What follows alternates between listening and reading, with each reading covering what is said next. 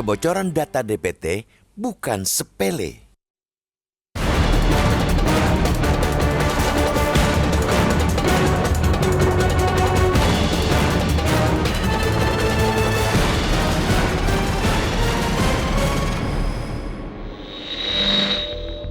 Kekhawatiran kembali mewarnai proses tahapan pemilu 2024. Kali ini datang dari lemahnya sistem teknologi informasi Komisi Pemilihan Umum atau KPU. Sebanyak 204 juta data masyarakat Indonesia yang terdaftar dari DPT atau daftar pemilih tetap berhasil dicuri peretas berinisial Jimbo dari website KPU beberapa hari lalu. Jimbo kemudian menjual data pemilih dari 514 kabupaten kota di Indonesia serta 128 negara perwakilan itu senilai 74.000 US dollar atau 1,2 miliar rupiah. Isi data pribadi yang didapatkan Jimbo mulai dari NIK, nomor kartu keluarga, nomor KTP, berisi nomor paspor untuk pemilih yang berada di luar negeri, nama lengkap, jenis kelamin, tanggal lahir, tempat lahir, status pernikahan, alamat lengkap, RT, RW, kode kelurahan, kecamatan, dan kabupaten, sampai kode fikasi TPS. Sebagai bukti berhasil menjebol jaringan KPU, Jimbo membagikan 500 data contoh yang didapatkan. Data yang bocor kemudian diunggah dalam situs dark web Breach Forums. Direktorat Tindak Pidana Siber atau Ditipid Siber Bareskrim Polri pun sudah menyebut menemukan dugaan kebocoran data pemilih dalam situs kpu.go.id lewat patroli siber yang mereka lakukan. Mencoba merespons cepat, KPU langsung melakukan penelusuran dan bekerja sama dengan kementerian dan lembaga pemerintah non-kementerian terkait, termasuk berkoordinasi dengan Badan Siber dan Sandi Negara atau BSSN, untuk memverifikasi sumber data yang diduga telah dibobol.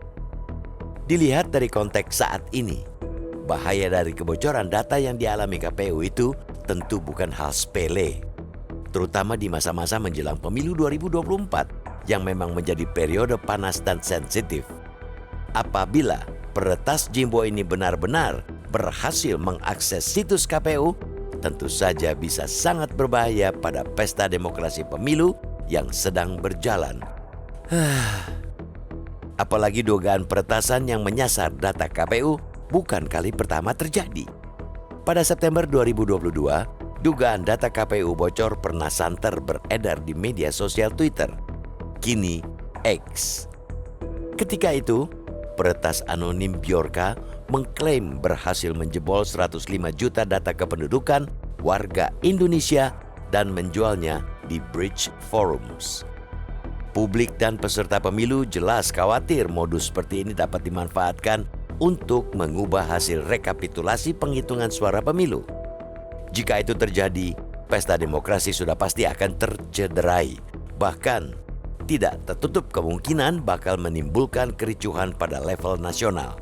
Semestinya dengan anggaran dana pemilu 2024 sebesar 70,5 triliun rupiah, persoalan peretasan seperti ini tidak boleh terjadi.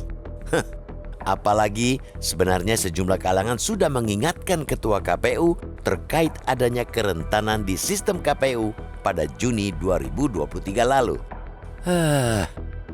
Kita tentu tidak ingin kasus dibiarkan lewat begitu saja. Kita tidak mau kasus peretasan atau pembobolan data di KPU ditangani dengan cara yang sama dengan beberapa kasus pembocoran data publik yang terjadi sebelum-sebelumnya. Nihil dan hilang tak jelas rimbanya. Hanya ramai ketika pembobolan terungkap, tapi kemudian melempem pada saat penegakan hukumnya. Dengan risiko tingginya potensi konflik yang bakal muncul, publik tentu menginginkan KPU benar-benar serius membenahi berbagai celah dan lubang yang ada di jaringan teknologi informasinya.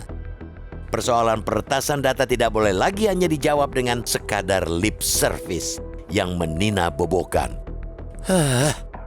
Masalah peretasan data, apalagi itu data pemilih-pemilu, mesti diusut setuntas-tuntasnya. Kalau tidak, jangan menyesal bila kepercayaan publik terhadap penyelenggaraan pemilu justru bakal runtuh.